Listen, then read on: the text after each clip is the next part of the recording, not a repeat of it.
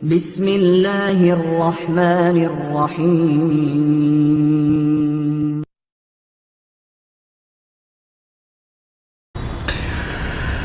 بسم اللہ الرحمن الرحیم الجمع مع التفریق محسنات معنویہ کی فہرست میں 19ویں نمبر پر صاحب جواہر نے ذکر فرمایا ہے الجمع مع التفریق کا۔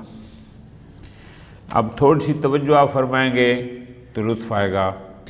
گزشتہ درس میں ہم نے محسنات معنویہ میں جامع کو علیحدہ پڑھا تھا کہ متکلم متعدد چیزوں کو ذکر کرے جو ایک ہو، جن کا حکم ایک ہو، جو تحت حکم واحد، اور پھر ذکر کیا تھا تفریق کا۔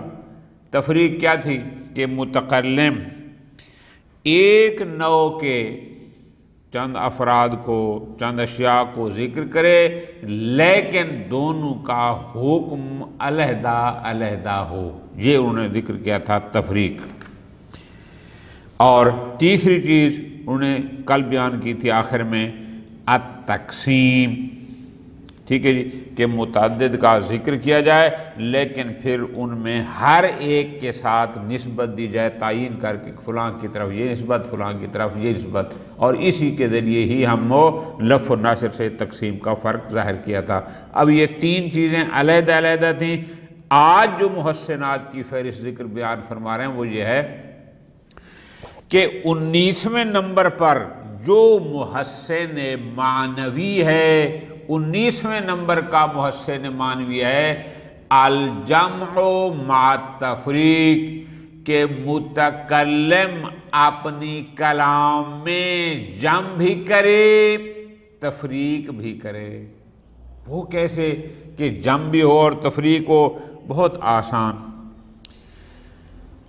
کہ متکلم دو چیزوں کو بیان کرے، ٹھیک ہے جی، کہ دونوں کا حکم ایک ہو لیکن ان دونوں پر اس حکم کے آنے کی جو جہت ہے، جو نسبت ہے، اس میں فرق ہو، کہ یہ ہے اس لحاظ سے اس حکم میں ہے اور یہ ہے اس لحاظ سے حکم دونوں کا ایک ہے لیکن اس حکم میں داخل ہونے کی جہت میں یہ دونوں جدا جدا ہیں۔ بہت پیاری سی مثال قرآن مجید سے، کہ شیطان نے کہا، جو آیت بن کر قرآن مجید کا حصہ بنا، اس نے کہا تھا خلقتنی من نار وخلقتہ من طین، بار الہ تو نے حضرت آدم کو خلق کیا مٹی سے، مجھے خلق کیا آگ سے۔ اب یہاں پر جمع تفریق کیسے ہے؟ میں بھی مخلوق، آدم بھی مخلوق، ہم دونوں تیری مخلوق ہونے میں ایک ہیں، یعنی حکم دونوں کا ایک ہے، میں بھی مخلوق وہ بھی مخلوق، لیکن اس مخلوق ہونے کی جہت میں کیا کہ میں مخلوق ہوں نار سے جبکہ وہ مخلوق ہے مٹی سے۔ مخلوق ہونے کا حکم دونوں کا ایک جیسا ہے لیکن جہت دخول میں فرق ہے، میں نار سے اور وہ مٹی سے۔ اب دیکھو یہاں جمع بھی ہے کہ دو چیزوں کا حکم ایک ہے، کہ دونوں مخلوق ہیں، ٹھیک ہو گیا۔ تفریق کیا ہے؟ تفریق یہ ہے کہ جہت میں فرق ہے، وہ نار سے مخلوق ہے اور یہ تین سے مخلوق ہے۔ اب اس کو کہتے ہیں الجمع مع التفریق، محسنات معنویہ میں سے یہ بھی ایک محسن معنوی ہے۔ الجمع مع التفریق، اچھا جمع مع تفریق کیا ہے؟ ان یجمع المتکلم بین شیئین فی حکم واحد، متکلم دو چیزوں کو ایک حکم میں جمع کرے کہ ان دو کا حکم ایک ہے. ثم یفرق بین جہتي ادخالہما، لیکن بعد میں تفریق کرے، جدائی کرے، کیا سے؟ بین جہتي ادخالہما، ان دونوں چیزوں کے اس حکم میں داخل ہونے کی جہت سے فرق ہے کہ حکم تو ان دونوں کا ایک ہے، لیکن یہ اس جہت سے اس حکم میں داخل ہے اور دوسری چیز اس جہت سے اس حکم میں داخل ہے. شاہد بہت پیارا قرآن مجید کی آیت کہ جب شیطان نے کہا خلقتنی من نار وخلقتہ من طین، اب یہاں پر شیطان اور جناب آدم اب مخلوق ہونے میں تو دونوں ایک ہیں کہ ہیں دونوں مخلوق، یہ بھی مخلوق وہ بھی مخلوق، حکم دونوں کا واحد ہے، حکم واحد ہے کہ دونوں مخلوق ہیں، لیکن مخلوق میں داخل ہونے کی جہت اور نسبت میں فرق ہے. وہ مخلوق ہے نار سے اور یہ خلق ہوئے ہیں من طین، مٹی سے، جہت دخول میں فرق ہے. ٹھیک ہو گیا. خوب وقع قولہ، شاعر کا یہ شعر، اب اس کو بھی دیکھنا ہے کہ دونوں کا حکم ایک ہے لیکن جہت ادخال میں فرق ہے. رشید الدین وطواد کا یہ شعر ہے، وہ کہتا ہے فَوَجْهُكَ كَالنَّارِ فِي ضَوْئِهَا وَقَلْبِي كَالنَّارِ فِي حَرِّهَا. ذرا غور کرنا ہے. ترجمہ فَوَجْهُكَ، تیرا چہرہ، كَالنَّارِ مثل آگ کے ہے، فی ضوئها اپنی روشنی میں، وقلبی میرا دل، کالنار مثل آگ کے ہے، فی حرھا اس کی گرمی میں. اب ذرا غور کرو، جم کیا ہے کہ تیرا چہرہ اور میرا دل دونوں کالنار، حکم دونوں کا ایک ہے، یعنی ایک ہی حکم میں دونوں ہیں کہ تیرا چہرہ بھی مثل آگ کے ہے، میرا دل بھی مثل آگ کے ہے، لیکن جہت میں فرق ہے. تیرا چہرہ مثل آگ کے ہے فی ضوئہا، روشنی کے لحاظ سے، اور میرا دل مثل نار کے ہے، گرمی کے لحاظ سے. جہت ادخال میں فرق ہے، جبکہ حکم دونوں کا ایک ہے کہ وہ بھی کالنار ہے، میرا دل بھی کالنار اور تیرا چہرہ بھی کالنار. ٹھیک ہو گیا. اب یہ محسنات میں سے ایک محسن ہے کہ ایک ہی کلام میں جم بھی ہے اور تفریق بھی ہے. 20ویں نمبر پر، اب چونکہ یہاں بحث تو ہے نہیں، سارے شاہد مثال ہیں، ہم نے اسی پر ہی غور کرنا ہے اور ترجمے پر زیادہ زور دینا اور بات کو سمجھنا ہے کہ شاہد کیا ہے. الجمع مع تقسیم 20واں محسن معنوی ہے. الجمع مع تقسیم کہ متکلم کی اس کلام میں جم بھی ہو، 1 2 3 چیزیں جو بھی اس نے بیان کی ہیں وہ ایک حکم میں ہوں اور پھر تقسیم بھی ہو. ٹھیک ہے جی. اچھا تقسیم کیا کہ ہر ایک کی طرف جو نسبت بنتی ہے وہ اس کو معین کرے، جو ہم نے کل بیان کی تھی، بالکل آسان. الجمع مع تقسیم محسنات معنویہ کی فہرست میں 20ویں نمبر پر جو محسن ہے وہ ہے الجمع مع تقسیم. وہ کیا ہے؟ ان یجمع المتکلم بین شیئین، کہ متکلم 2 چیزیں یا 2 سے زائد کے درمیان جمع کرے تحت حکم. متکلم یہ بتائے کہ یہ چیز یہ چیز یہ چیز یہ ایک، ان کا حکم ایک ہے. اچھا ٹھیک. ثم یقسم ما جمع، پھر کیا کرے؟ جن چیزوں کو کہا تھا کہ ان سب کا حکم ایک ہے، پھر ان کی تقسیم کرے، یعنی پھر ان میں ہر ایک کی طرف جو نسبت بنتی ہے اس کو جدا کر کے معین کر کے بتائے۔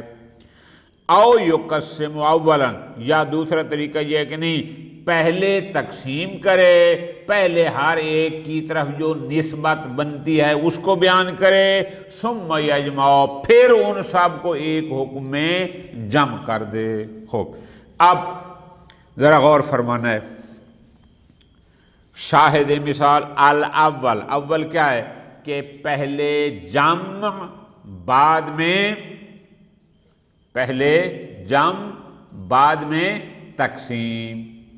خوب، جمع کیا ہے؟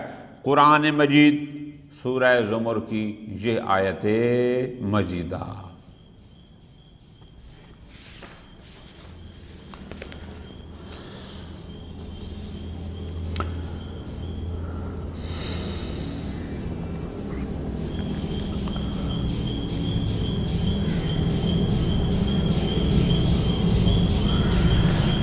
یہ آیت مجیدہ ہے سورہ زمر کی۔ اللہ یتوفی الانفس حین موتها والتی لم تمت فی منامها فیمسک التی قضی علیہا الموت ویرسل الاخری الی اجل مسمی ان فی ذلک لآیات لقوم یتفکرون۔ اب یہ آیت مجیدہ، بلاغ القرآن نے اس کا جو ترجمہ کیا ہے وہ یہ ہے۔ بلاغ القرآن کے مطابق ترجمہ یوں بنتا ہے کہ موت کے وقت اللہ روحوں کو قبض کرتا ہے، اور جو ابھی نہیں مرا اس کی روح نیند میں قبض کر لیتا ہے، پھر وہ جس کی موت کا فیصلہ کر چکا ہوتا ہے اسے روک رکھتا ہے، اور دوسری کو ایک وقت تک کے لیے چھوڑ دیتا ہے۔ فکر کرنے والوں کے لیے یقیناً اس میں نشانیاں ہیں۔ اب یہاں پر اپنے شاہد تلاش کرنا ہے۔ ہمارا شاہد کیا ہے؟ بہت آسان، کہ پہلے جمع ہے۔ جمع کیا؟ اللہ، یعنی موت کے وقت اللہ روحوں کو قابض کرتا ہے۔ اللہ یتوفی الانفس حین موتها۔ اب فرماتے ہیں، اب یہ ہو گیا کلیئر، ٹھیک، کہ جتنے بھی لوگوں کے روح ہیں وہ سارے کے سارے اسی کے قبضہ قدرت میں ہیں۔ بعد میں کرتا ہے تقسیم۔ تقسیم کیا کرتا ہے کہ جس کی موت کا وقت آ چکا ہو اس کا روح اس کو نہیں دیتا، اور جس کی موت کا نہ آیا ہو اس کا روح کو دے دیتا ہے۔ خوب، یہ ہو گیا تقسیم کہ دونوں کی طرف نسبت، لیکن پہلے جمع ہے کہ ہے سارا اسی کے ہاتھ میں، تمام ارواح مردوں اسی کے ہاتھ میں ہیں۔ ٹھیک ہے جی، اب چاہے وہ مر جائے، چاہے وہ نیند میں ہو، جو بھی ہو سب اسی کے پاس ہے۔ یہ بعد میں اس کا فیصلہ ہے کہ اس نے کس کا روح کو دینا ہے اور کس کا نہیں دینا۔ بالکل آسان، قرآن مجید کی آیت سب سے بڑی شاہد۔ وَكَقَوْلِ الْمُتَنَبِّي، اب ذرا غور فرمانا ہے، متنبی کا یہ شعر،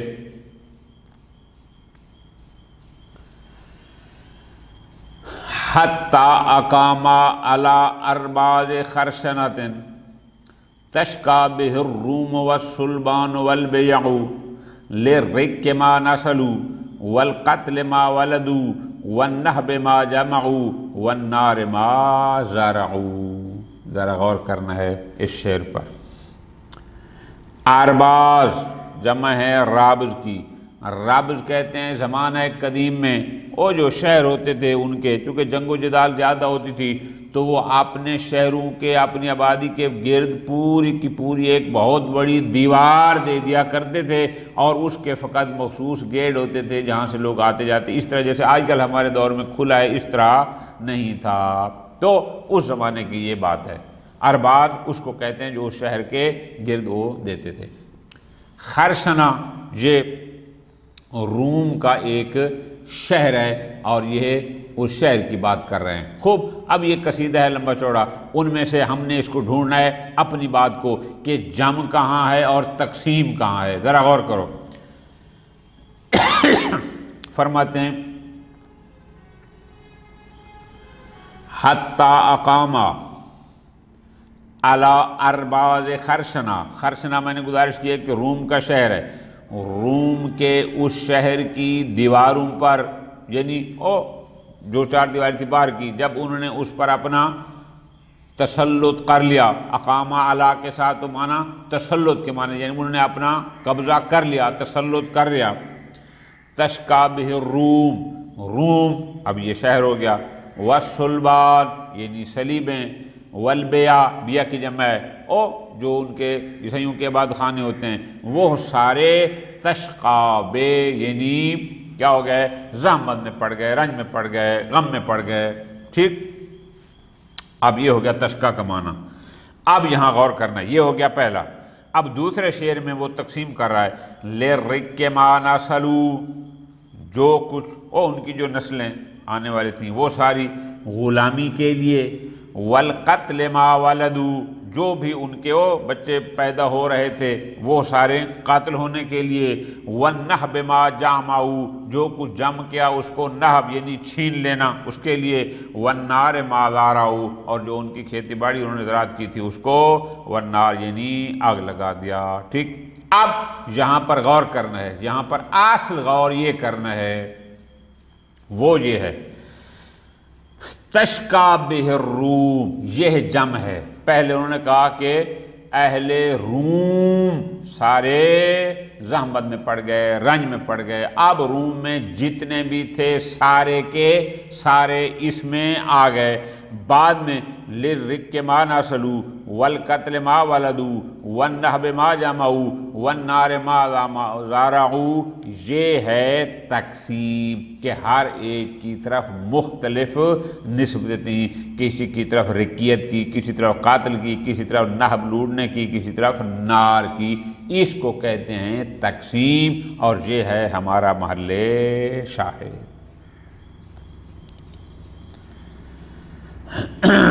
ایک اور شعر، سأطلب حقی، یہ بھی غالباً متنبی کا ہے، پہلے بھی یہ گزرا ہے۔ ہاں، سأطلب حقی بالقنا و مشائخہ، میں اپنا حق طلب کروں گا نیزوں کے ساتھ، ومشائخ، مشائخ سے مراد اپنے ساتھی، بزرگ کے معنی میں بھی آتا ہے لیکن یہاں ساتھی معنی مراد لیں۔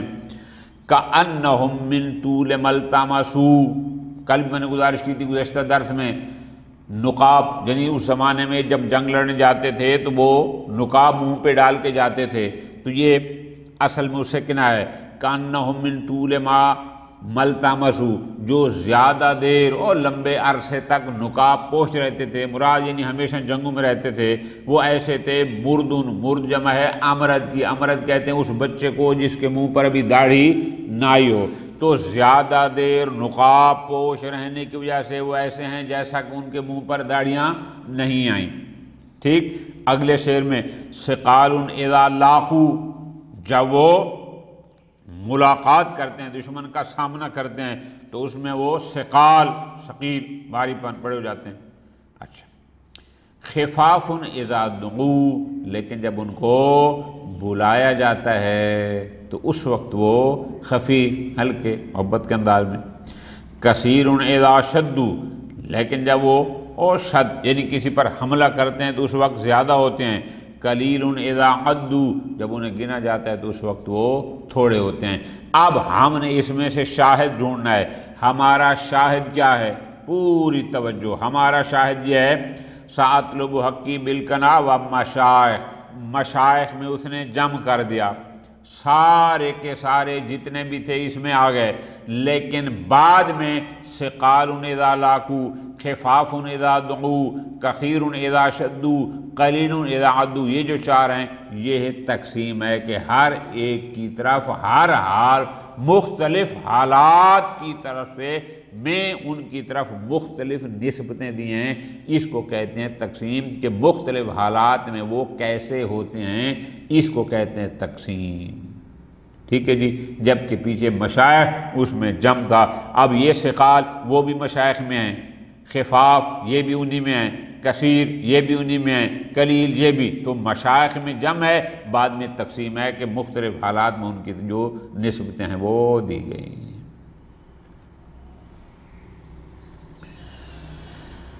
والثانی کا قول حسان، والثانی کیا ہے؟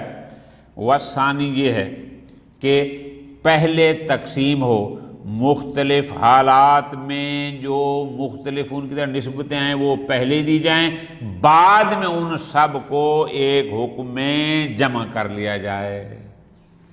کا قولنا حسان، خوب یہ اس کا شعر ہے بڑا مشہور حسان کا، وہ کون سا؟ قوم اذا حربوا، ایسی قوم ہے کہ جب وہ جنگ لڑتے ہیں، ضروا عدوہم، اپنے دشمن کو ضرر پہنچاتے ہیں، نقصان پہنچاتے ہیں، او حاولوا النفع فی اشیائہم، جب اپنے اشیاء، اپنے اتباع یعنی اپنے دوست و احباب میں وہ نفع پہنچانے کا ارادہ کرتے ہیں، نافعوا تو ان کو نفع پہنچاتے ہیں۔ ٹھیک ہو گیا جی۔ اب یہاں دو حالتیں ہیں، یعنی جب حرب جنگ میں جاتے ہیں تو دشمنوں کو نقصان پہنچاتے ہیں، اور دوستوں کو اگر نفع کا ارادہ رکھتے ہیں، نفع پہنچانے کا، تو ان کو نفع پہنچاتے ہیں۔ اب دو حالتیں ہو گئی، یہ تقسیم ہو گیا۔ سجیتن، سجیہ کہتے ہیں عادت کو، یہ ایک ایسی عادت ہے،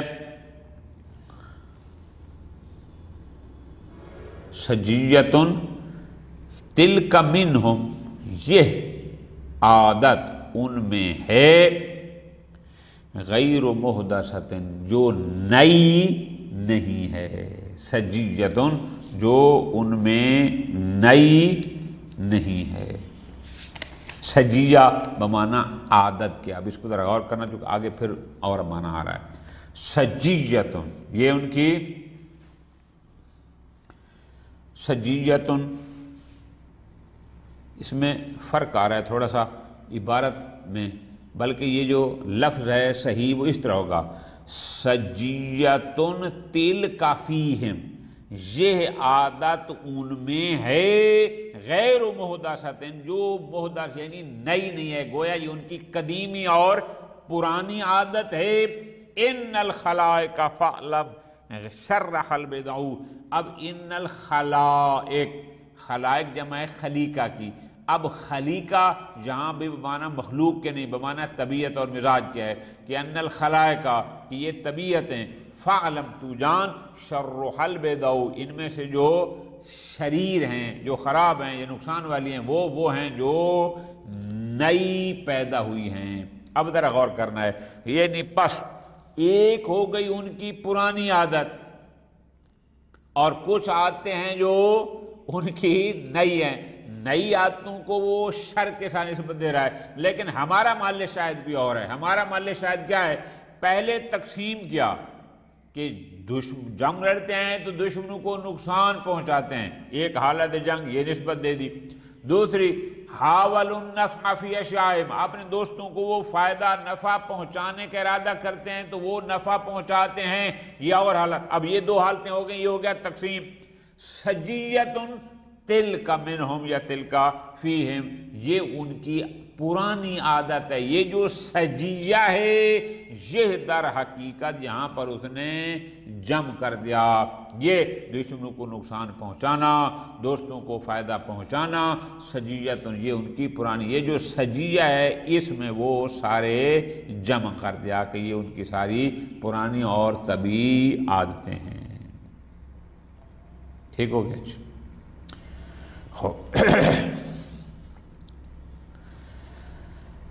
21واں محسنات معنویہ میں سے وہ ہے مبالغہ۔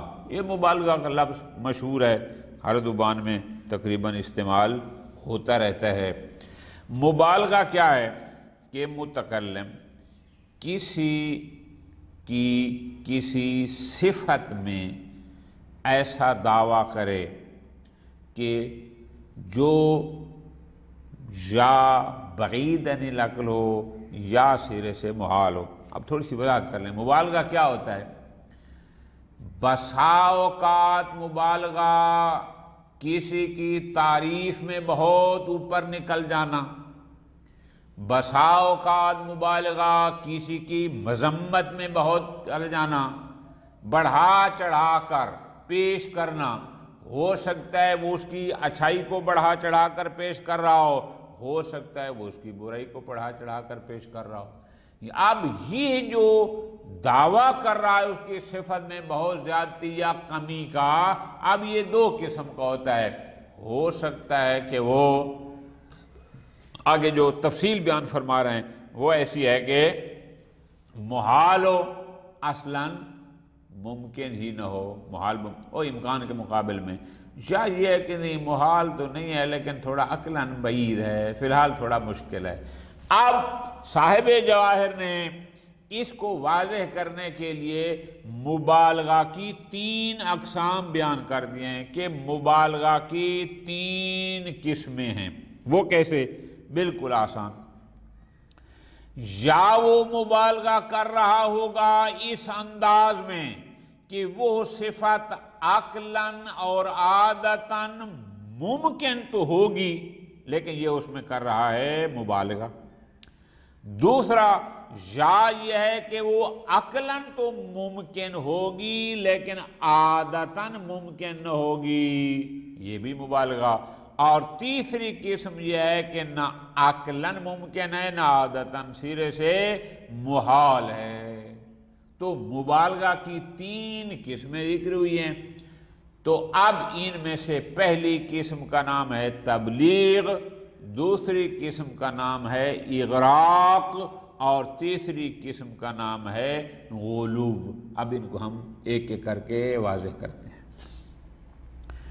المبالغہ محسنات معنویہ میں 21ویں نمبر پر جو محسن معنوی ہے وہ ہے المبالغہ. وہ کیا ہے؟ ان یدعی المتکلم لوصف، کہ ایک متکلم کسی صفت کے لیے دعویٰ کرے. اچھا جی، دعویٰ کرے کس کا؟ بلوغہ فی الشدت او الضعف، کہ یہ صفت فلاں میں او شدت میں یعنی وہ آگے لے جانا، او ضعف یا ضعف میں یعنی وہ پیچھے آنا، کہ وہ دعویٰ کرے کہ یہ صفت اس میں اس حد تک ہے کہ حداً مستبعدہ، کہ اس حد تک وہ دعویٰ کرے کہ جو بعید عن العقل ہو، او مستحیلاً یا بہت بعید ہو عادتاً، یا سرے سے محال ہو. وَتَنْحَصِرُ فِي ثَلَاثَةِ أَنْوَاعٍ، مبالغہ کی 3 قسمیں ہیں. اب انہوں نے فوری طور پر قسمیں بیان کی تاکہ بات واضح ہو جائے. مثلا پہلی قسم کا نام رکھا ہے تبلیغ. تبلیغ کیا ہے؟ ان کان الادعاء للوصف من الشدت او الضعف، کہ اگر متکلم کا اس صفت کے بارے میں دعویٰ اس کو شدت یا ضعف، یعنی میں کہا بہت بڑھا چڑھا کے آگے لے جانا یا اس کو بہت ہی پیچھے ڈال دینا، لیکن دعویٰ ایسا ہو کہ ممکناً عقلاً و عادتاً، کہ وہ ادعا عقلاً اور عادتاً ممکن ہو، اس کو کہتے ہیں تبلیغ. یہ بھی مبالغہ کی قسم ہے. اس پر شاہد قرآن مجید کی آیت مجیدہ ہے. وہ کیا ہے؟ ظلمات بعضها فوق بعض اذا اخرج یدہ لم یکد یراها. اب یہ سورہ نور کی، اب اس سے پہلے بھی ہے اس کے بعد میں بھی ہے، انہوں نے درمیان سے فقط وہ حصہ لیا ہے. ظلمات بعضها فوق بعض، کہ اندھیرے ہی تہ بتہ اندھیرے ہیں. جب انسان اپنا ہاتھ نکالے تو وہ بھی اسے نظر نہ آئے. اب مبالغہ کیا ہے؟ کہ اتنا اندھیرا ہو کہ انسان کو اپنا ہاتھ نظر نہ آئے. اب یہ عقلاً بھی ممکن ہے عادتاً بھی کہ ممکن ہے اندھیرا اس حد تک پہنچ گیا ہو کہ انسان کو اپنا ہاتھ تک بھی نظر نہ آتا ہو. اب اس میں کوئی محالیت والی بات نہیں ہے، یہ عادتاً بھی ممکن ہے اور عقلاً بھی ممکن ہے.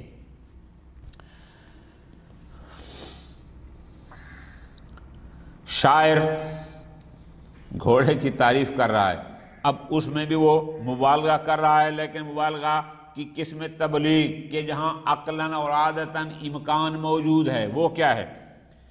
اذا ما سابقت الريح فرت، اذا ما سابقت الریح فرت، کہ میرا گھوڑے سے جب ہوا مسابقہ مقابلہ کرتی ہے، فرت وہ بھاگ جاتی ہے، مطلب کیا ہے؟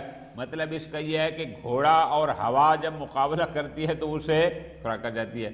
وَأَلْقَتْ فِي يَدِ الرِّيحِ التُّرَابَ، اور یہ اس کے یہ جو میرا گھوڑا ہے وہ ہوا کے ہاتھ میں مٹی القاء کر دیتا ہے، اس کو دیتا ہے۔ مراد کیا ہے؟ ذرا غور کرنا، مراد یہ ہے کہ گھوڑا اور ہوا جب چلتے ہیں تو گھوڑا ہوا سے آگے نکل جاتا ہے اور مٹی پیچھے چھوڑ جاتا ہے۔ اب فرماتے ہیں کہ یہ چیز عقلاً بھی ممکن ہے، عادتاً بھی ممکن ہے۔ آپ دیکھتے ہیں کہ بعض اوقات ہوا آہستہ چل رہی ہوتی ہے، بعض اوقات ہوا بہت تیز ہوتی ہے۔ اب تو ہوا کی رفتار بھی بتاتے ہیں سائنسدان کہ اتنے کلومیٹر فی گھنٹہ کی رفتار سے اس وقت ہوائیں چل رہی ہیں، اور ممکن ہے کہ اس گھوڑے کی رفتار ہوا کی رفتار سے زیادہ ہو۔ یہ عقلاً بھی ممکن ہے اور یہ عادتاً بھی ممکن ہے، اس لیے کہا گیا ہے کہ یہ مبالغہ ہے، لیکن تبلیغ یعنی صفت میں اس گھوڑے کی رفتار، اس کی صفت میں شدت کو بیان کیا جا رہا ہے، لیکن اس حد تک کہ وہ عقلاً اور عادتاً ممکن ہے۔ دوسری قسم مبالغہ کی ہے اغراق۔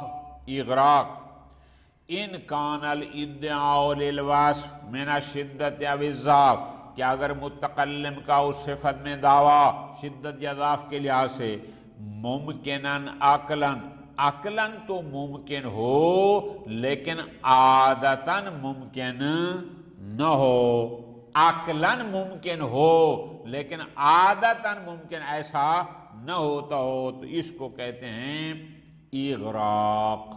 اچھا جی، اغراق کیا ہے؟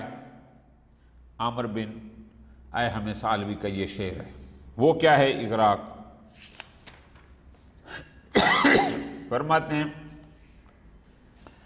وَنُكْرِمُ جَارَنَا مَا دَامَ فِينَا، ہم اکرام کرتے ہیں، احترام کرتے ہیں یا بخشش کرتے ہیں، جارنا اپنے پڑوسی پر، ما دام فینا جب تک وہ ہم میں رہتا ہے، ٹھیک، احترام کرتے ہیں۔ وَنُتْبِعُهُ الْكَرَامَةَ حَيْثُ مَالَ، اور جب وہ چلا جاتا ہے تو پھر ہم اس کتاب میں اس کے پیچھے کرامت یعنی بخشش کے ساتھ اتباع کرتے ہیں۔ یعنی مراد کیا ہے؟ ذرا غور کرو کہ جب تک وہ ہم میں ہے ہم اس کا اکرام کرتے ہیں، ٹھیک ہو گیا جی؟ اچھا، اور جب وہ یہاں سے چلا جاتا ہے تو بھی ہم اتباع کرتے ہیں اس کے پیچھے کرامت بخشے، اس کے پیچھے ہم احترام پھر بھی بھیجتے رہتے ہیں۔ اب یہ عقلاً تو ممکن ہے کہ ایک شخص ایسا ہو کہ جب تک پڑوسی اس کے ساتھ موجود رہ رہا ہے تب تک وہ مکمل احترام و اکرام کر رہا ہو، بخشش کر رہا ہو، عطا کر رہا ہو، کچھ بھی کر رہا ہو، اور جب وہ چلا جائے کسی اور شہر میں یہ پھر بھی اس کے پیچھے وہی کرتا رہے۔ عقلاً تو ممکن ہے لیکن عادتاً ایسا نہیں ہے، کہ عادتاً زمانہ قدیم میں لوگ اتنی حد تک نہیں کرتے تھے۔ خوب، اور مبالغہ کی تیسری قسم ہے غلو۔ پھر اس غلو کی قسمیں چونکہ انہوں نے نہیں لکھی، ہم بھی سمجھ جاتے کہ غلو مردود ہوتا ہے، غلو مقبول ہوتا ہے، پھر جو مقبول ہوتا ہے پھر اس کی تین قسمیں الآخری، بہرحال ہم اس میں نہیں پڑھتے، انہوں نے ذکر نہیں فرمایا۔ غلو کیا ہے؟ مبالغہ کی تیسری قسم کا نام ہے غلو۔ غلو کیا ہے؟ ان کان الادعاء للوصف من الشدت او الضعف، کہ اگر متکلم کا اس صفت میں دعویٰ شدت یا ضعف یعنی بہت زیادہ ہونے یا بہت کم ہونے میں دعویٰ ایسا ہو کہ اس کا وہ دعویٰ مستحیلاً عقلاً و عادتاً، جو عقلاً بھی محال ہو اور عادتاً بھی محال ہو، اس کو کہتے ہیں غلو۔ عقلاً بھی محال اور عادتاً بھی محال۔ مثلاً یہ شاعر کا یہ شعر ہے ابو العلاء مغری کا، وہ کیا کہتا ہے؟ وہ کہتا ہے تقادو کہ سیہو من غیر رامن تو مکن فی قلوبہم النبالا، نون پر دارن کسرہ پڑھنا ہے نبالا، ٹھیک ہے جی، نیبل تیر کی جمع ہے۔ تقاضو قریب ہے کہ سیہو اس کی کمانیں من غیر رامن بغیر کسی رامی کے، یعنی تیر انداز کے بغیر اس کی کمان، تو مکن فی قلوبہم النبالا، نبالا جمع ہے نیبل کی یعنی تیر، کہ بغیر تیر انداز کے ان کی کمانیں ان کے دلوں میں تیروں کو پیوست کر دیں۔ اب کوئی تیر انداز بھی نہ ہو اور صرف کمان ہو، اور وہ کمان کسی کے دل میں تیر پیوست کر دے، یہ ایسی چیز ہے کہ جو عقلاً بھی محال ہے اور عادتاً بھی محال ہے۔ ٹھیک ہو، 22ویں نمبر پر محسنات معنویہ کی فہرست میں 22ویں نمبر پر ہے مغایرہ۔ توجہ کرنی ہے، مغایرہ کیا ہے؟ کہ کوئی متکلم کسی کی پہلے مذمت کرے پھر اس کی تعریف کرے، یا پہلے تعریف کرے پھر اس کی مذمت کرے، اس کو کہتے ہیں مغایرات، یعنی مدح کے بعد ذم یا ذم کے بعد مدح، اس کو مغایرت کہتے ہیں۔ ٹھیک ہے جی، خوب، غالباً اس کا دوسرا نام تلطف بھی ہے۔ بہرحال مغایرت ایک مدح الشیء بعد ذمہ، کسی شے کی مذمت کے بعد اس کی تعریف کرنا، او عکسہ، یا تعریف کے بعد اس کی مذمت کرنا۔ کقول الحریری فی مدح الدینار، مقامات تحریری عربی ادب کی کتاب ہے، زمانہ ہے ہم جب پڑھتے تھے تو اس وقت پڑھائی جاتی تھی۔ اب ماشاءاللہ جب سے نئے سسٹم آ گئے جہاں اور بہت ساری علمی کتابیں نکال دی گئی ہیں، عربی ادب کو بھی مدارس دینیہ سے ختم کر دیا گیا، اور اسی وجہ سے کہ اب حماسہ، متنبی، سبع ملکہ، مقامات تحریری کے نام تک بھی موجودہ طلباء کو نہیں آتے، پڑھنا تو دور کی بات ہے۔ اللہ تعالیٰ مسئولین کو ہدایت کرے، توفیق دے کہ وہ دوبارہ سے ان علمی کتابوں کو اس نصاب میں لائیں۔ بہرحال مقامات حریری میں دینار درہم چاندی کا ہوتا ہے اور دینار سونے کا ہوتا ہے۔ اب اس نے کیا کیا؟ پہلے اس کی مذمت کی، بعد میں اس کی تعریف کی۔ ٹھیک ہے جی، اچھا، تعریف کیسے کی؟ فی مدح الدینار اکرم بہ اسفرا، اور ما فعل فعل بہ جو تعجب کے سیغے ہیں، اکرم بہ اسفرا، تو اس کے پیلا رنگ ہونے کے اکرام کر، راقت صفرتو یا صفرتو، اس کا جو پیلا رنگ ہے وہ بہت رقیق ہے، بہت اچھا ہے، پیارا ہے، جو بھی ہے۔ اب یہ کر رہا ہے اس کی تعریف، لیکن بعد ذمہ فی قولی، حالانکہ پہلے اس کی یہ مذمت کر چکا تھا۔ کیا پہلے کہا تھا؟ تبن لہ، تبن، اور تبت یدا، تبن لہ، یعنی یہ دینار ہلاکت تو اس کے لیے، کیوں؟ من خادعن، یہ دینار دھوکہ دینے والا ہے، ممارکن، دین سے دور کرنے والا ہے، بے دین کرنے والا ہے۔ ٹھیک ہو گیا جی، خوب۔ اب اس نے کیا کیا؟ پہلے مذمت کی تبن کہہ کر، بعد میں اس کی تعریف کر دی۔ وصلی اللہ علی محمد وآل محمد۔